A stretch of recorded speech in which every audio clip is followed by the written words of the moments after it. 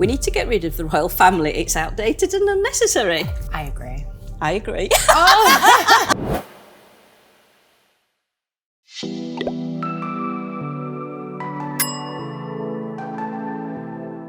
Hi. Hi, all right? Here we are. Yeah, thank you. Young people face harder challenges than previous generations. It is now a lot harder to buy a house. It's now a lot harder to secure a job. What do? Are you renting? Do you have a mortgage? So I live with my parents, Right. and I'm 23. Right. And Do you work?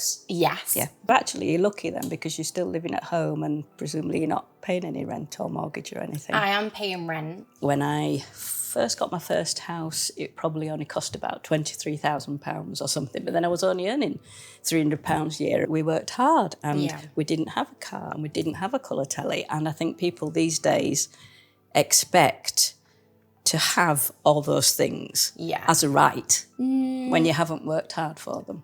I wouldn't say that we expect those things. So you're saying you can't afford rent, you can't afford to move out of home. So I have a car. You have a Petrol car, prices have increased. So you don't have to have a car, do you? You could get the bus.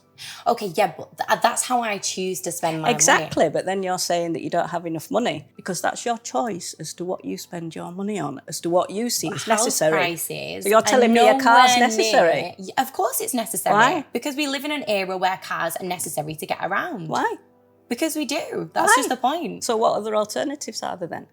Well, you're missing the point. We didn't have a car the until... The world's evolved from then yes, to but now. you can't manage without a car. That's what I'm that's saying. Fair, that's fair. Whether it's Ubers you get or whether it's a bus or the train, not that they're reliable these days. Or affordable at all, like in respect. But there are other alternatives, so you choose to have a car.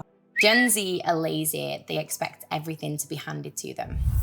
Yes, I think there's a sense of entitlement there that they expect to have things like cars, holidays, phones, a certain standard of living, which they haven't earned. We don't expect everything to be handed to us because we do everything and get absolutely nothing back. There'll be people who will go to university, they'll get a doctorate degree, they'll spend thousands and thousands of pounds, get themselves in debt and go and get a job in the NHS, earning less than what somebody would have done for doing something completely different. As time goes on, people won't go to university and spend all that money on a degree that they're not going to use. The reason why university is there is an option to be able to expand your horizons and your opportunities in order to enable you to get a better job. I agree with that. I come out of uni and applied for 76 jobs and I did not get an interview for one. I can believe that, and I agree that as it is, university should be paid for everybody like it was after the war. Pensioners should stay off the roads. The reason why pensioners should stay off the road is because I feel like driving tests in your era was you get in the car, you do a bit of driving and you pass your test. There's been no retest from that. When I did my driving test in 2022, right, I had to know the ins and outs, the upside downs of the cars, the tread depth, the theory side of it. And since I've passed my test, I see too many pensioners on the road pulling over. And one of my main things is that I've seen a woman on a roundabout, an old lady, bless her soul, and she went the wrong way round the roundabout. And everyone the news was today, there were lots more reports, but not necessarily pensioners, of people going the wrong way on motorways. So I don't think it's necessarily pensioners because there are plenty of boy racers or girl racers or whatever who go too fast these days on the roads and they're dangerous. But why not introduce just like an annual refresher test? Yeah, and I definitely agree. I think that old people... Particularly when you get to a certain age. Gen Z can't save money because they're too impulsive. There you go. Oh, that's a hard one. I'm not going to lie. I myself am really impulsive with my spending, but I don't speak for the whole of Gen Z. I just think that there's a lot of pressures around saving money due to financial issues, but then also due to like social media, things like that. We live in an age of materialism. So the pressures for you growing up, nobody had a £30,000 Rolex watch. No one was driving around in this latest sports car. We now live in an era where looks and how you look is more important than your actual assets. I would see it as just a waste of money and definitely not a priority. You might want it. And I agree. You might want it. I do agree. But you can't afford it. That's what you said. I do think that it is easy for you to say in your generation where there was no pressures in order for you to have the latest watch, the latest car, the latest hairdo, the latest lip filler. No, there were just the pressures to have enough money just to live, to eat. But then that's... we wouldn't have thought of luxuries like that. We wouldn't entertain the thought of them because we knew we couldn't afford them. Would you not slightly think, oh, I maybe need to jump on the trend because if not, then I'm going to look broke, I'm going to look... Thing is, well, then that means that we're from a completely different era. So I'm not bothered about what it looks like. I know that. And I have this conversation with my daughter, and she's got an Audi, and why do you need an Audi?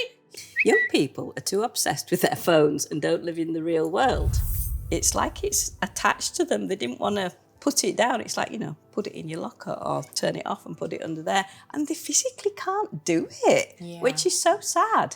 Yeah. Because, well, somebody might ring or something like that. Well, they know you're at work, so why? And really, you're not doing that anyway. You're just, surfing your socials. But then that shows that there's actually a wider issue and that it's not a choice. I genuinely do feel like phones are an addiction. We were the first generation to actually be introduced to social media. We live in a digital world now, as scary as it is, but I think that's why it's a lot harder for us to accustom ourselves to and a lot easier for you to say. I do agree with you on that. Yeah. It's a lot harder. We need to get rid of the royal family. It's outdated and unnecessary. I agree.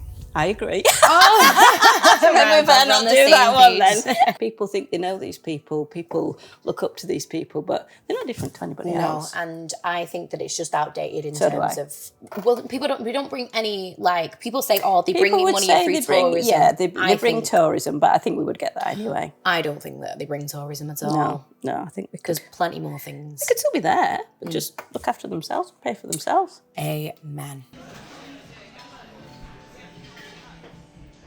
Do you feel like this has been hashed out? Yeah, I do. It's been really thought-provoking and it has really made me see things from a different point of view. Yes. Things that I wouldn't normally have questioned. Yeah. What about you?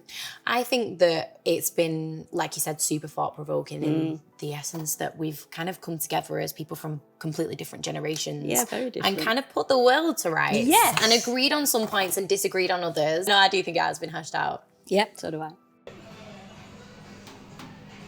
I think that went really well. I think that we both had opposing points in places, but I do think that we was able to kind of come together. It was thought-provoking. There was a lot of food for thought there. The only thing that I would say surprised me about what she said was about the car. You don't have to have a car or a Rolex watch, even though those might be nice to have. It was framed as though it's kind of like an entitlement, but I just feel like as basic necessities have increased with time, I do feel as though a car is necessary with all of the increased things in the world of cost. I just feel like it's more efficient to have a car. If that makes us lazy, it makes us lazy.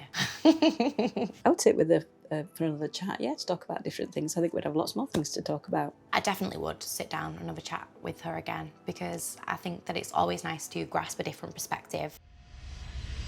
We're in a cost of living crisis. There's a lot of landlords that can't afford to have tenants that don't pay them any rent. Do you have the answers to everything in the world? Everything should just be free. Who's going to pay? I think people should not be homeless. Sure, and people shouldn't be sick either, and isn't it a shame that people die?